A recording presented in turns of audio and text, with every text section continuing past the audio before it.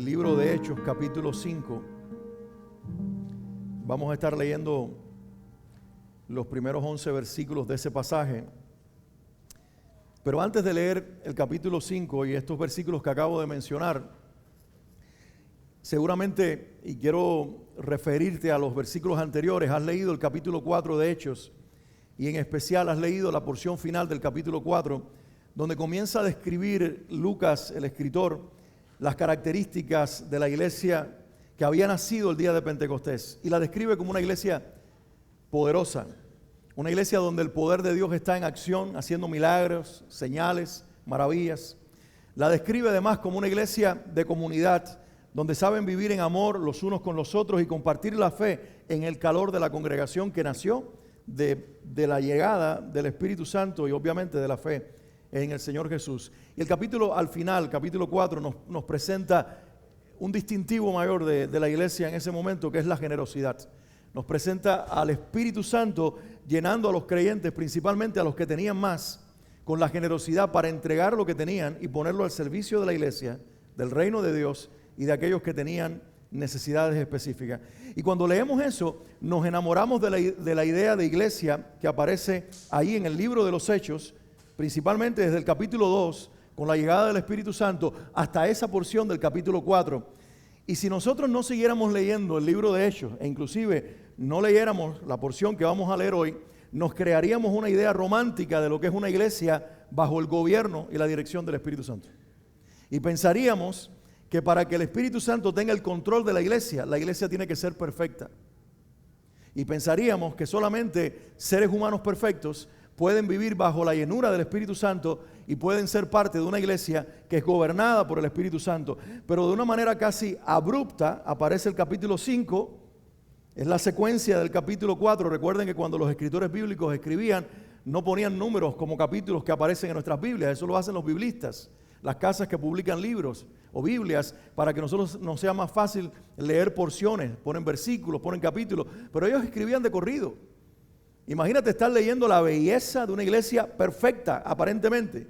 Poder de Dios, señales, maravillas, milagros, iglesia viviendo en comunidad, todos entregando lo que tienen al servicio de los demás, el evangelio corriendo, trayendo salvación, y de momento la lectura es cambiada para ponernos en el contexto una narración donde aparece un matrimonio, Ananías y Zafira su esposa, una propiedad que es vendida, un dinero que adquieren, una ofrenda que dan, una mentira que ellos cometen y un juicio del Espíritu Santo. Y nos quedamos como, ¿qué pasó aquí?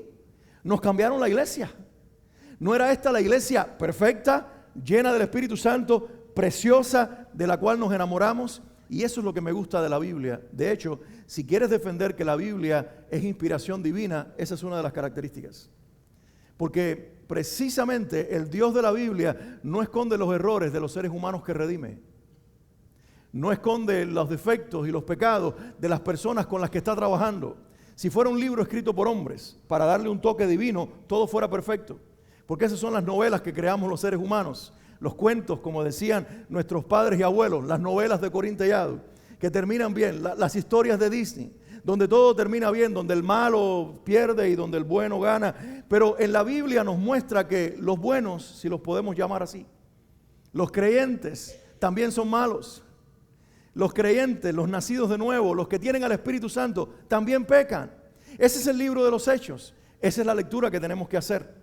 Esa es la Biblia que podemos nosotros leer cuando nos encontramos con ese contraste entre los últimos versículos del capítulo 4, casi perfección, y los versículos iniciales del capítulo 5, pecado, muerte y juicio en medio de la iglesia. Y hoy quiero llevarte allí y predicar de este pasaje de Hechos 5, versículos del 1 al 11, bajo el título Una comunidad del Espíritu. Quiero hablar de una comunidad del Espíritu Santo en el contexto del juicio a dos creyentes en el libro de los Hechos. Y ver cómo Dios no se va de la iglesia cuando los creyentes pecan. Y ver cómo Dios sigue gobernando la iglesia cuando hay pecado en medio de la iglesia. Porque ese es el Dios que entiende con quienes está trabajando. Material defectuoso, seres humanos, pecadores, pero así todo, redimibles y usados para la gloria de Dios. ¿Alguien puede decir amén? Leo en la traducción viviente, versículos 1 al 11 del libro de Hechos, capítulo 5, y la Biblia dice: había cierto hombre llamado Ananías, quien junto con su esposa Zafira vendió una propiedad y llevó una parte del dinero a los apóstoles, pero afirmó que era la suma total de la venta. Con el consentimiento de su esposa, se quedó con el resto. Entonces Pedro le dijo: Ananías, ¿por qué has permitido que Satanás llenara tu corazón? Le mentiste al Espíritu Santo y te quedaste con una parte del dinero. La decisión de vender o no la propiedad fue tuya, y después de venderla, el dinero también era tuyo para regalarlo o no. ¿Cómo pudiste hacer algo así? No nos mentiste a nosotros, sino a Dios. En cuanto a Ananías oyó estas palabras, cayó al suelo y murió. Y todos los que se enteraron de lo sucedido quedaron aterrados. Después, unos muchachos se levantaron, lo envolvieron en una sábana, lo sacaron y lo enterraron. Como 3 horas más tarde, entró su esposa sin saber lo que había pasado. Pedro le preguntó: ¿fue este todo el dinero que tú y tu esposo recibieron por la venta de su terreno? Sí, contestó ella, ese fue el precio. Y Pedro le dijo: ¿cómo pudieron ustedes dos siquiera pensar en conspirar para poner a prueba al Espíritu del Señor de esta manera? Los jóvenes que enterraron a tu esposo están justo afuera de la puerta. Ellos también te sacarán cargando a ti. Al instante, ella cayó al suelo y murió. Cuando los jóvenes entraron y vieron que estaba muerta, la sacaron y la enterraron al lado de su esposo. Gran temor se apoderó de toda la iglesia y de todos los que oyeron lo que había sucedido. Cuando leemos pasajes como estos, no hay exclamaciones. No podemos decir wow ni amén. Ni tan siquiera podemos suspirar. Lo que sucede es lo que sucedió ahora cuando yo terminé de leer. Todos estaban en silencio, mirándome a ver qué voy a decir yo de este pasaje y cómo voy a presentar a una iglesia que es una comunidad del Espíritu en medio de una situación como esta, en medio de una realidad como esta. Antes de entrar y compartirte 4 cosas principales que yo veo en este pasaje y que quiero depositar en tu corazón, déjame señalar algunas cosas importantes que ya se muestran de la iglesia en el primer siglo. Número 1, se presenta al Espíritu Santo no como una fuerza, sino como la persona de la Trinidad que comparte lugar con el Padre y con el Hijo. Y yo quiero que lo veas aquí. Esto es importante antes de entrar en los puntos principales del mensaje. Yo quiero que señalemos esto. Pedro presenta al Espíritu Santo no como una energía que gravita en medio de la iglesia, lo presenta como la persona divina que comparte su lugar con el Padre y con el Espíritu Santo, y con el Hijo, mejor dicho. Porque le dice: Ananías, no le mentiste a los hombres. ¿Le mentiste a quién? Al Espíritu Santo. Y luego dice, acto seguido: no le mentiste a los hombres, ¿le mentiste a quién? A Dios. Y iguala el uno con el otro, y entonces presenta la deidad de la persona que está en la iglesia para revelar al Padre supremo, eterno, grande, y a su Hijo redentor, y mostrar aquí una unidad perfecta donde se nos está revelando el cielo y Dios, para que nosotros entendamos que Dios está comprometido con trabajar en la iglesia y formar a Cristo en nosotros. Lo otro que muestra el pasaje es que el entregar y el ofrendar ya era cultura en la iglesia desde el primer siglo. Los creyentes, una vez que entraban a la comunidad del Señor, a la familia de la fe, adquirían esta conciencia de que quien nace de nuevo también pone su mano en el bolsillo y entrega lo que tiene. ¿Alguien dice amén a eso? 2, 3, 4 amén, pero la iglesia completa puede decir amén. Porque lo que está mostrándonos el pasaje, capítulo 4, e inclusive el inicio del capítulo 5, es una iglesia que entiende que las finanzas y las propiedades ya no son nuestras, son de Dios. Ahora, establece un contraste donde se revela no lo que doy, sino mi corazón. Y eso es lo que vamos a comenzar a ver a continuación. Porque el capítulo 4, cuando habla de la generosidad de la iglesia, usa como testimonio a un hombre y se da su nombre. ¿Alguien se recuerda qué nombre aparece en el capítulo 4 al final como distintivo de generosidad? Se llama José. Y dice la Biblia, y José tenía una propiedad y vendió la propiedad, y el dinero de esa propiedad completo lo trajo a los pies de los apóstoles para que lo usaran para las necesidades de la iglesia y para ayudar a los necesitados. ¿Qué hizo José? Di conmigo, dio todo lo que tenía. Dilo fuerte, dio todo lo que tenía. Frente a esto, surge Ananías y Zafira. Y ellos dicen, wow, ¿tú te has dado cuenta que todo el mundo está entregando lo suyo? Y tú y yo tenemos una finquita. Eventualmente Pedro se va a acercar y nos va a decir, ¿qué piensan hacer con esa finca? Así que antes que nos pregunten o nos miren o nos cuestionen, esa es la mentalidad del que quiere agradar al ojo. Y que no vive libre, entendiendo que tu relación con Dios es individual y que el otro lo hace lo que Dios pone en su corazón y tú no tienes que hacer lo mismo. ¿Alguien está aquí? Así que ellos dijeron, tengo este terreno, seguramente van a esperar que nosotros hagamos lo mismo que José, así que vamos a venderlo. Pero una cosa, mira, no podemos dar todo ese dineral. Vamos a venderla por 1 millón, pero vamos a decirle a la iglesia que la vendimos por 100,000. Y vamos a darle 100,000 a los apóstoles para que lo usen para la iglesia. Pero acuérdate, le dice Ananías a Zafira, eso es todo. No reconozcas ni digas el resto del dinero con el que nos vamos a quedar. El problema aquí no es con lo que se quedaron, el problema aquí es la mentira. Porque es lo que Pedro le dice, mira, tú podías, no sé si se dieron cuenta en la lectura, tú podías haberte quedado con todo. El asunto es que mentiste. El asunto es que algo aquí surgió que se llama falsedad espiritual. Y con eso en mente, quiero entrar y regalarte 4 ideas de este pasaje que es importante que nosotros guardemos en nuestro corazón y que nos edifiquen en esta mañana. La primera es la siguiente, que una comunidad del Espíritu Santo también está bajo ataque espiritual. Es decir, cuando una iglesia está el Espíritu Santo viviendo en ella y dirigiendo a la iglesia, no está exenta de ataque.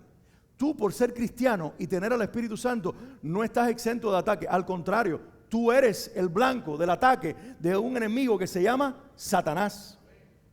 ¿Lo entiendes? Nosotros estamos en la mira de un enemigo que se llama Satanás. Seremos anónimos para el mundo, desconocidos para la gran mayoría. Nadie sabe quiénes somos nosotros. Tú te bajas ahí en el mercado y tú te bajas y no hay cámaras esperando para tomarte fotos porque tú no eres famoso. Digo, por si alguien se lo creía. No eres famoso, no tienes el foco del mundo mirándote, pero hay alguien, aparte de tu Dios y de los ángeles que envió para cuidarte, que te mira y te observa. Es el diablo o sus demonios, porque él no está en todas partes, pero tiene un montón de demonios asignados para ver cómo hacen caer a los cristianos en las trampas del enemigo. Y aquí la iglesia del libro de los Hechos nos presenta esta verdad, que una comunidad puede vivir en el Espíritu y estar bajo ataque espiritual. Y de hecho, mientras más busques al Espíritu de Dios para que te llene y te haga vivir a Cristo, sinceramente, más te atacará el diablo. Voy a leer una vez más el pasaje. En los versículos 1 y 2 dice, había cierto hombre llamado Ananías, quien junto con su esposa Zafira vendió una propiedad y llevó solo una parte del dinero a los apóstoles, pero afirmó que era la suma total de la venta. Con el consentimiento de su esposa se quedó con el resto. Este es el ataque. Hasta ese momento la iglesia había estado bajo ataque, pero mira cuál era el ataque que la iglesia estaba viviendo. Era ataque de persecución, era ataque de burlas, era ataque de rechazo, de calumnias, y todo eso tenía que ver con ataques externos. Los judíos, los romanos, la gente que convivía alrededor de ellos, los estaba mirando con un escrutinio tremendo y los estaban atacando verbalmente, inclusive físicamente, poniéndolos en la prisión. Pero hasta ese momento todo había sido de afuera. Y déjame decirte algo, a veces es mucho más fácil ser atacado de afuera que de adentro. Y el enemigo entonces dice, no, espérate, si esta gente mientras ya más los ataco de afuera, más los meto presos, más los persigo, más ellos tienen que vivir este grado de persecución, más fuertes son. Y de hecho todavía se sigue cumpliendo eso. Vete a la iglesia en China, cuando Mao Zedong se persiguió la iglesia y destruyó el cristianismo, entre comillas, en China, la iglesia se hizo más fuerte. Y cuando pasó la etapa del comunismo extremo, salió una iglesia poderosísima en China que todavía está dando testimonio. Porque a mayor persecución, mayor poder. A mayor persecución, mayor búsqueda de Dios, mayor entrega. Mira, los países en el mundo árabe están siendo perseguidos y el evangelio está explotando en esas naciones en medio de la persecución. Pero sin embargo, cuando el enemigo encuentre un arma que es penetrar internamente y traer desde adentro un ataque inesperado, eso sacude los cimientos de la iglesia. Y eso es lo que hace en este pasaje. Lo que hace Satanás es llenar el corazón de un hombre y su mujer para que mientan al Espíritu Santo. Ellos lo que están es siendo llenos de algo que se llama falsedad espiritual. Y en una comunidad donde Dios quiere y su Espíritu Santo quiere gobernar, siempre, hermanos, va a haber una tendencia de que nosotros querramos competir los unos con los otros a ver quién es más espiritual. Querramos hacer las cosas para ver quién más recibe aplausos, si el otro o yo.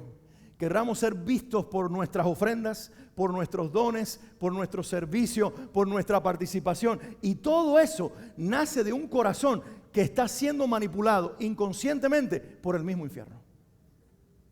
No solamente tiene que ver con dinero esta enseñanza, tiene que ver con todo, porque a veces, en el caso de Ananías y Zafira, lo que usa es lo que los gobierna, el amor al dinero. Pero el diablo siempre va a usar lo que en tu corazón tiene preponderancia y prioridad, para entonces manipularte y dividirte de la iglesia y comenzar a vivir falsedad espiritual. Puede ser un don, un talento, la necesidad de aceptación, puede ser la necesidad de visibilidad, de ser reconocido, reconocida, de recibir un aplauso de tercero. Y todo eso va a ser manipulado inconscientemente y se va a volver una idea espiritual y bonita, pero es un directo ataque del enemigo para destruirte a ti y para destruir a la iglesia. Déjeme decir entre paréntesis, hay dos criterios entre los teólogos de la iglesia con respecto a la condición espiritual de Ananías y Zafira.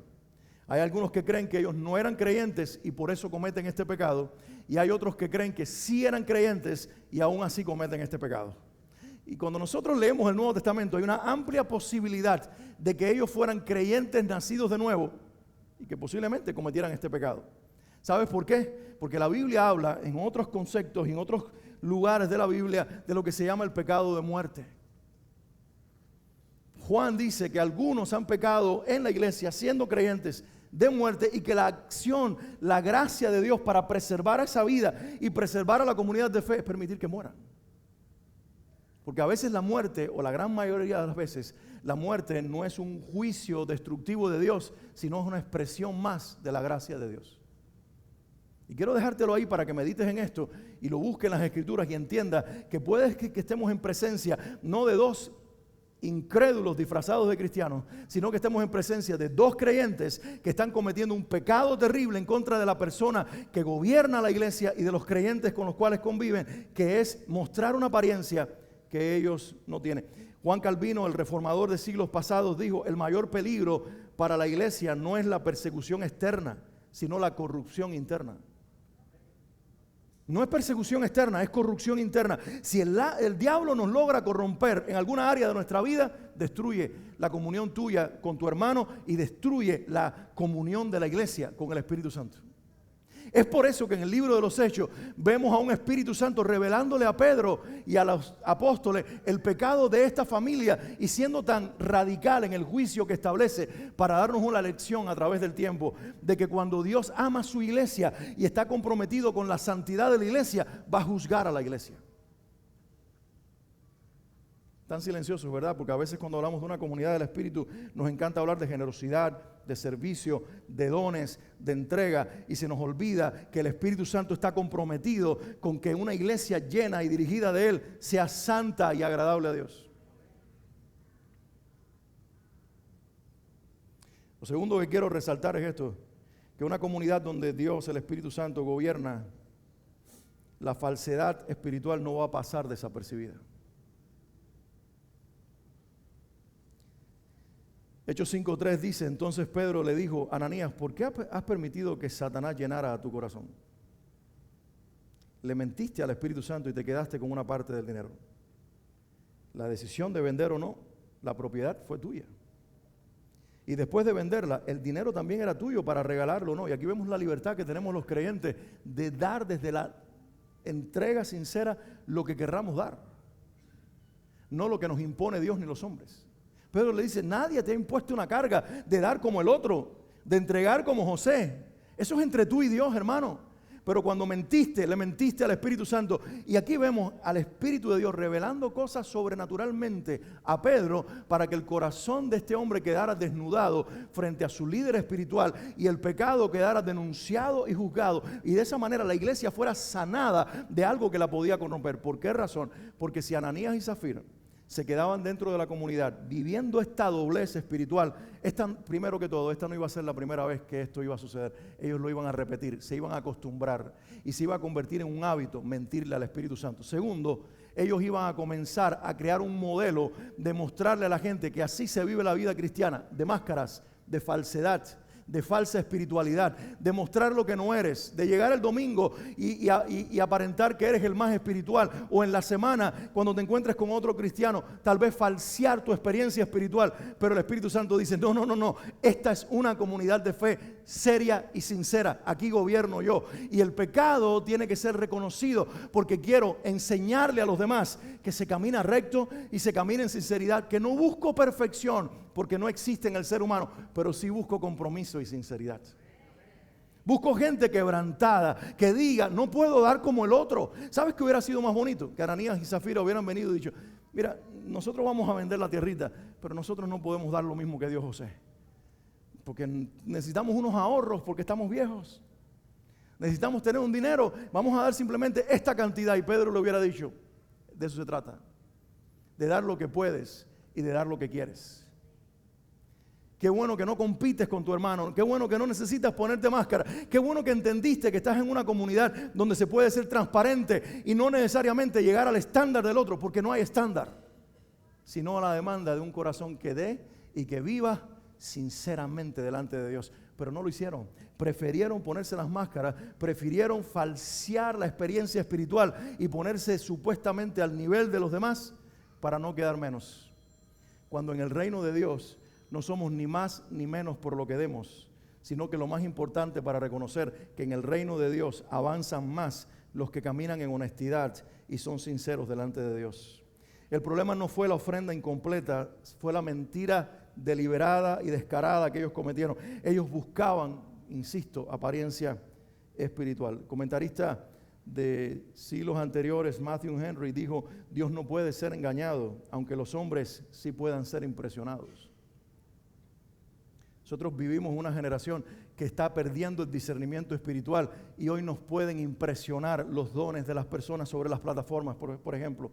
Nos pueden impresionar lo que algunos falseen de espiritualidad, pero a Dios nadie lo puede impresionar, porque mientras nosotros escuchamos las palabras, las melodías o vemos los dones en acción, Dios mira el corazón y al final lo que a Él le interesa es el corazón de cada uno, si está realmente íntegro y sincero delante de Él o está viviendo una falsedad.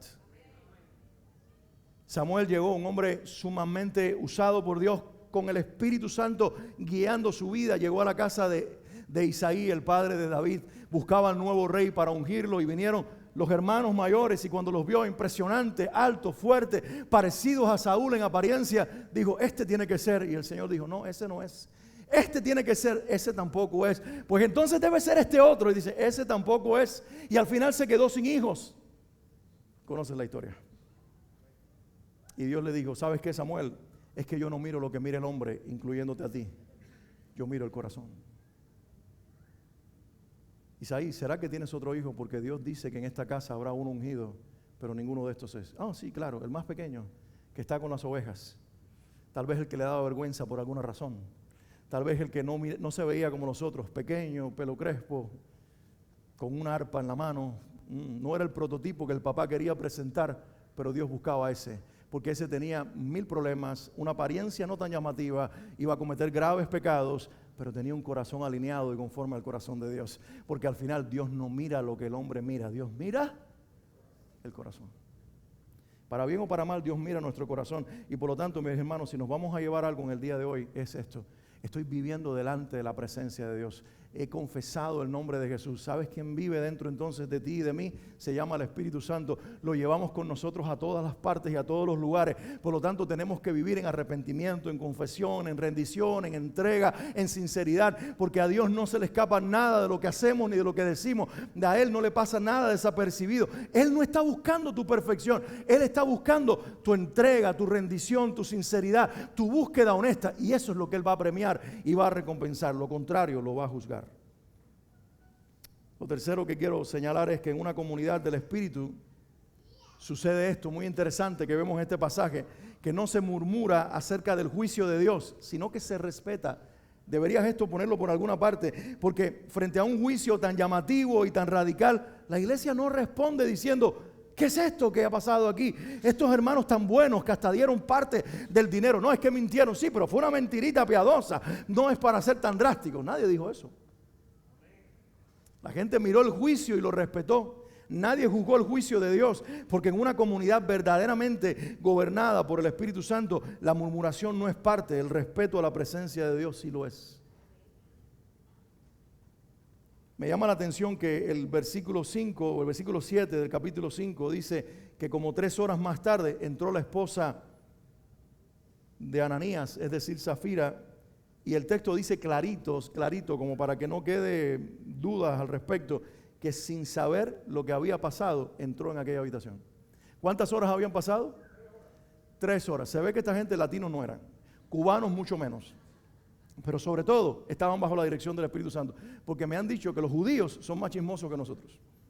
Quiere decir entonces que ellos estaban bajo el gobierno del Espíritu Santo, porque dice la Biblia que cuando pasó lo de Ananías se enteró un montón de gente y se llenaron de temor.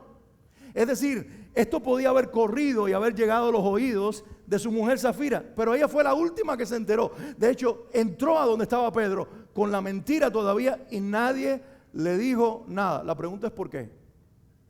Porque en una comunidad que respeta al Espíritu Santo, cuando lo ve en acción, tomando juicio en la iglesia, no lo cuestiona, no lo murmura, no lo riega, no lo chismea, lo respeta, lo honra y lo toma personalmente. Nadie dijo, qué bueno que les pasó esto, porque ya sospechábamos que eran unos mentirosos, sino que dijeron, uy, esto me puede pasar a mí si intento burlar la soberanía de Dios y si intento vivir a expensas del gobierno santo de un Dios que vive dentro de mí. Ellos lo tomaron como una experiencia personal, y cuando tú tomas las experiencias para tu vida, lo que sucede es que comentas menos, meditas más, oras más y te rindes más. Y eso es lo que vemos aquí. Y lo vemos precisamente en un detalle que pasa desapercibido. 3 horas que transcurrieron, una mujer que entra sin saber lo que había pasado y que persiste en mentir porque nadie le advirtió ni le contó lo que había pasado con su marido. Y eso no es falta de misericordia, eso es sencillamente respeto a la obra de Dios y al orden de Dios en la iglesia. Y si nosotros queremos ser una comunidad del Espíritu, debemos aprender de una iglesia que por encima de todas las cosas le teme al Señor y guarda su palabra. Proverbios 9:10 dice, el temor del Señor es el principio de la sabiduría. El temor del Señor, cierra conmigo la frase, es el principio o es el comienzo de la sabiduría. Dios lo primero que hace cuando nos llena del Espíritu Santo es oponer un temor sagrado a la presencia de Dios. No quiere decir que no vamos a pecar porque somos pecadores. No quiere decir que no vamos a fallar porque somos humanos. Quiere decir que cuando lo hacemos, inmediatamente se activa nuestro espíritu con la confrontación del Espíritu Santo, y la respuesta es caer delante de Él y decirle, Señor, perdóname porque ofendí tu nombre, porque ofendí tu presencia y no quiero vivir en un pecado sin confesar. Quiero vivir en confesión, quiero vivir en entrega, quiero vivir limpio, porque dice tu palabra que si nosotros pecamos, abogados tenemos para con el Padre, a Jesucristo el justo. Y dice tu palabra que si confieso mi pecado, Él es fiel y justo. ¿Para qué, iglesia? Para perdonar mi pecado, pero también ¿para qué? Para limpiarme de toda maldad. Y así tiene que vivir la iglesia, delante de la presencia de Dios, en comunión, en entrega, en rendición, en análisis personal, no mirando lo que el otro hace o deja de hacer, sino viendo toda experiencia, cómo me aplica a mí y cómo lo aplico a mi vida para yo vivir santo y justo delante de Dios. Jonathan Edwards dijo, donde no hay temor de Dios, no hay verdadera religión. No hay verdadera espiritualidad donde no hay temor de Dios. Una iglesia donde Dios reina se caracteriza por ser una iglesia que teme a Dios y teme su palabra. R.C. Sproul dijo, nada revela más la santidad de Dios que su justo juicio. No estamos acostumbrados a esto y por eso traigo este pasaje hoy. Porque nos gustan los mensajes en los cuales Dios nos diga a través de su palabra, y de hecho lo dice, te cuidaré, te bendeciré. La palabra también lo dice. El Salmo 121 que leí dice, Él te va a cuidar del sol en el día, de la luna en la noche, no dejará que caiga. Eso es verdad también, pero luego vamos al resto de la Biblia y nos encontramos con Dios que habla de juicio, que habla de reprender al pecado, que habla de entrenar a la iglesia a vivir en la santidad, porque Dios no solamente es la expresión de su gracia, también es la expresión de su justicia. Y la suma de ambas revela el carácter perfecto y santo de Dios. Lo último que quiero señalar es que en una comunidad del espíritu del juicio es también una expresión de gracia. Dios nunca hace nada fuera de la gracia. Dios todo lo hace desde su corazón lleno de gracia por ti y por mí, mi hermano y mi hermana. Mira lo que sucede aquí en la Biblia. Dice, gran temor, dice la palabra en Hechos 5:11, gran temor se apoderó de toda la iglesia y de todos los que oyeron lo que había sucedido. ¿Qué se apoderó de la gente? ¿Qué se apoderó en primer lugar de la iglesia? Dice gran temor, no es miedo, es reverencia, es entrega, este no es un Dios con el que se puede jugar, este no es el genio de la lámpara de Aladino que cumple mis órdenes y me cumple deseos, este es el Rey del universo, este es el Dios que vio a Isaías frente al trono cuando estuvo parado frente a él y dijo, ay de mí que soy hombre muerto, porque he visto a Dios, el Rey de toda la tierra. Ese es el Dios que nadie puede verlo y quedar vivo. Ese es el Dios al cual el Señor escondió a Moisés y les mostró solamente sus espaldas y que decía mientras caminaba, yo soy el que soy, grande en misericordia, lento para la ira. Ese es Dios. Ese es Dios. Ese es el Señor. Y sigue siendo el mismo. Alguien me decía en estos días, no es creyente esta persona, ¿no te parece tú que eres pastor y cristiano que el Dios del Antiguo Testamento y el Dios de Jesús en el Nuevo Testamento no es el mismo? Y le decía, no. Le pregunté yo, ¿no has leído Apocalipsis? ¿No has leído el libro de los Hechos? ¿No has leído algunos indicios en los evangelios donde el mismo Dios con la misma justicia se revela en toda la Biblia? ¿Y no has leído en el Antiguo Testamento al Dios de gracia que perdonó a David? ¿Y no has visto cómo cubrió con sus pieles la desnudez de Adán y Eva para cubrirlos del pecado y que no siguieran sintiendo vergüenza? El Dios de Jesús está en el Antiguo Testamento y el Dios del Antiguo Testamento se revela en Jesús, porque no hay dos, hay solo uno. Y la Biblia tiene un solo mensaje, un Dios de gracia que expresa su gracia también en su justicia, un Dios de gracia que revela su amor también a veces en traer juicio a su iglesia. Y el propósito al final es que la iglesia viva en temor, porque una iglesia que no tiene temor de Dios es una iglesia que no temerá a nada ni a nadie y no se amará en ella misma. El resultado aquí no es caos, no es abandono de la fe, es reverencia. Eso fue lo que sucedió aquí. La gente cayó en una sagrada reverencia y dijo, queremos seguir siendo parte de la iglesia de Dios, servir a este Dios que toma parte en su iglesia y establece juicio, pero queremos hacerlo con una mentalidad de que Él es un Dios santo y no podemos jugar a ser cristianos. Hebreos 12:6, y te leo esta cita que seguramente conoces muy bien. Pues el Señor disciplina a los que ama y el Señor castiga a todo el que recibe como hijo. ¿A quién disciplina el Señor? Al que ama. ¿Y a quién castiga? Al que recibe por hijo. La disciplina de Dios no es rechazo. La disciplina de Dios es restauración. El juicio de Dios en la iglesia no es para destruir a la iglesia, es medicina para el alma. Y hoy estoy predicando y quizás predico preventivamente, hoy quizás estoy advirtiéndote de algo que a lo mejor estás a punto de hacer y es bueno que escuches el mensaje de Dios y detenerte y decir, hey, déjame entender que esta vida de fe no es una vida donde yo tomo las decisiones, es una vida donde Él toma las decisiones, no es algo en lo que yo puedo engañar a Dios, sencillamente tengo que ser honesto y sincero, sin competencias, hermanos.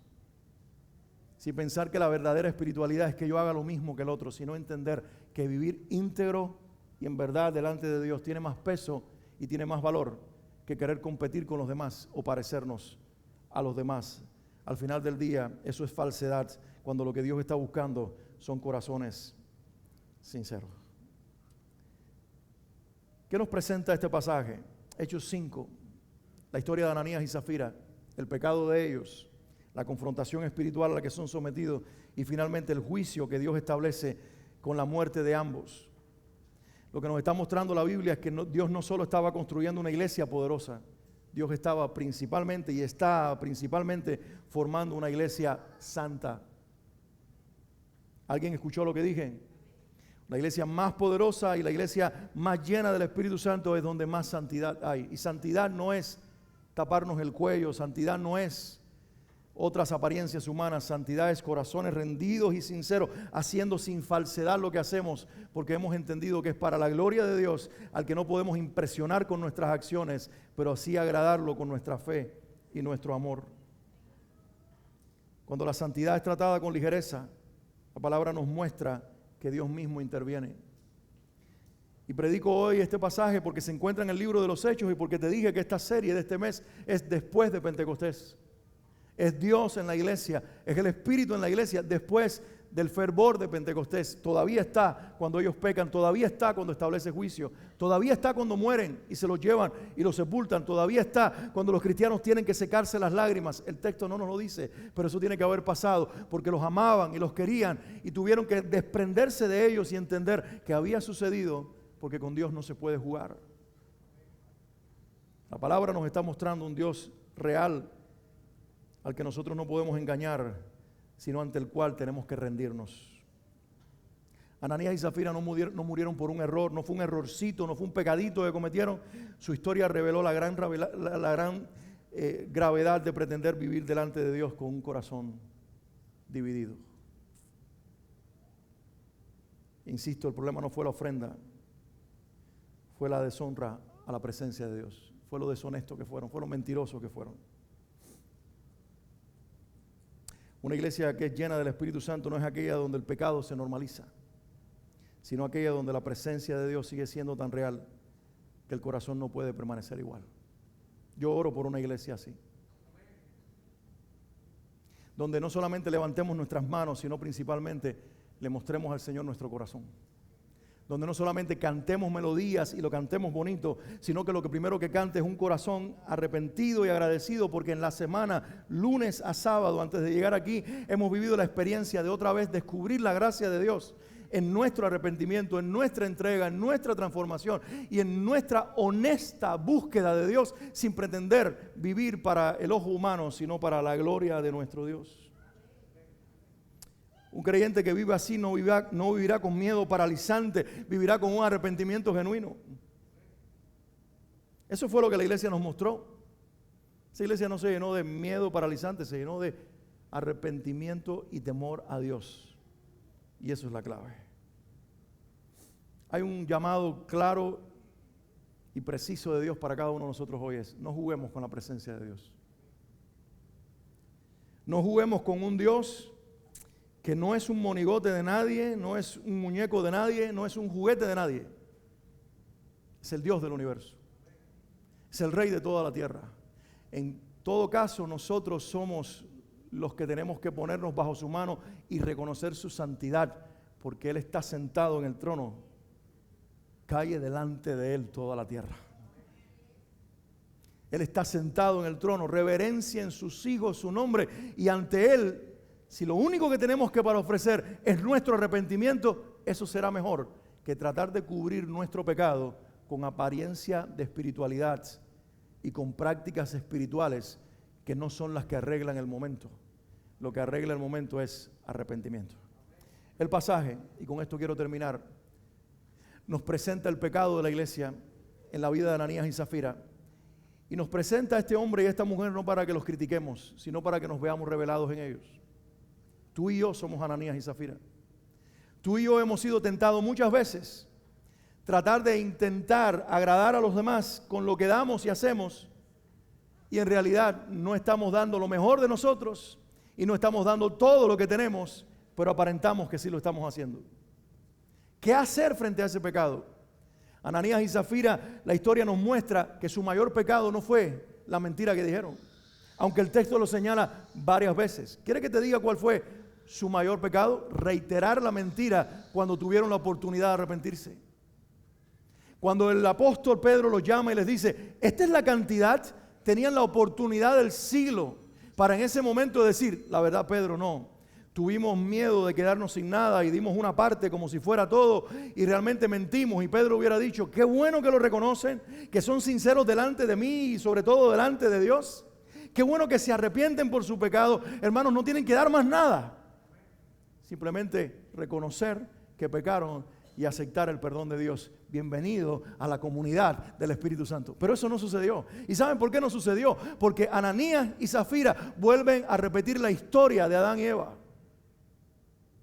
La misma historia cuando pecan y Dios aparece en el jardín y dice, Adán, ¿dónde estás? Y Adán sale escondido porque dice, tuve miedo de ti y escuché tu voz. ¿Y por qué tuviste miedo? Porque estoy desnudo. ¿Y quién te dijo que estabas desnudo? Ella ¿Y a ella quién se lo dijo? La serpiente. Y en ningún momento dijeron, Señor, en realidad lo que sucedió es que me diste una orden y la incumplí. Pequé contra ti y me arrepiento. Si esas palabras hubieran salido de la boca del primer hombre y la primera mujer en el Edén, hoy no estuviéramos en pecado, viviríamos en perfección. Pero no es así. En Adán todos pecamos y eso incluye a los cristianos. Nosotros no vivimos practicando el pecado, pero el pecado todavía está en nosotros.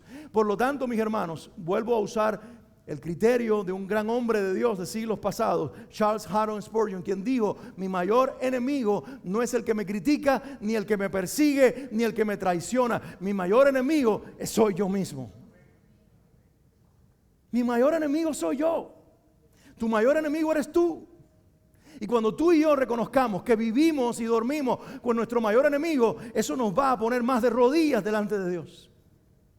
Y reconocer que necesitamos más gracia, más perdón, para que nos dé mayor honestidad y mayor sinceridad, para no mentirle a la persona sagrada, divina y perfecta que vive dentro de nosotros, que se llama el Espíritu Santo.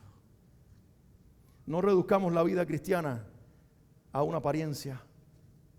Y no nos olvidemos que una comunidad del Espíritu no es perfecta en cómo se ve, sino que es verdadera en su corazón delante de Dios.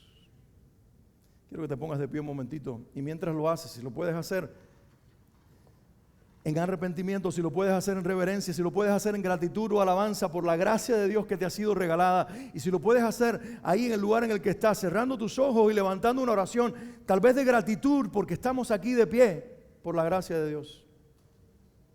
Estamos todavía con el poder de alabarlo y de exaltarlo, porque Dios en su gracia nos lo ha concedido. No lo demos por sentado, no pensemos que esto es algo que nos merecemos y punto. Esto es una gracia extendida, esto es un favor extremo de Dios.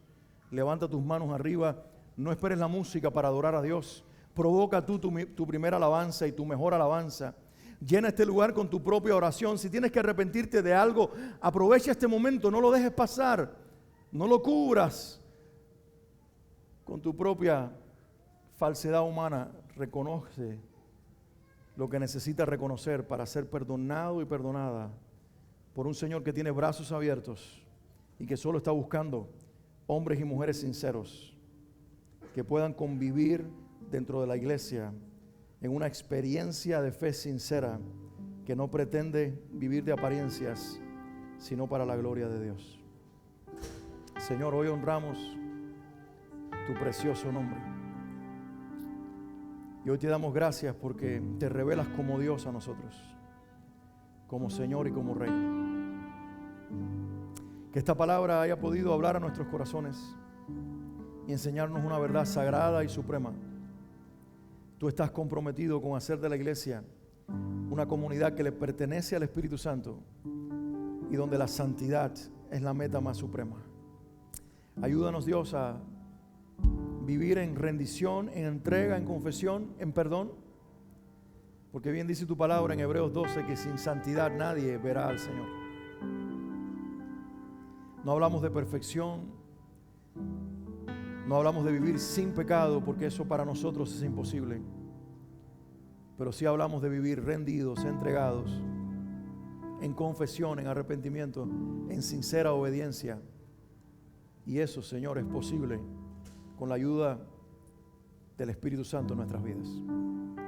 Ayúdanos a caminar de esa manera, a vivir de esa manera y a ser creyentes que no vivamos para lo que el ojo dice de nosotros, para lo que el otro dice de nosotros, para lo que el aplauso pueda provocar, sino que vivamos para el público de una sola persona, para nuestro Señor Jesucristo. Para Él sea la gloria y el honor y la alabanza todos los días. Ante Él estamos, a Él nos rendimos por siempre y para siempre. Amén y amén.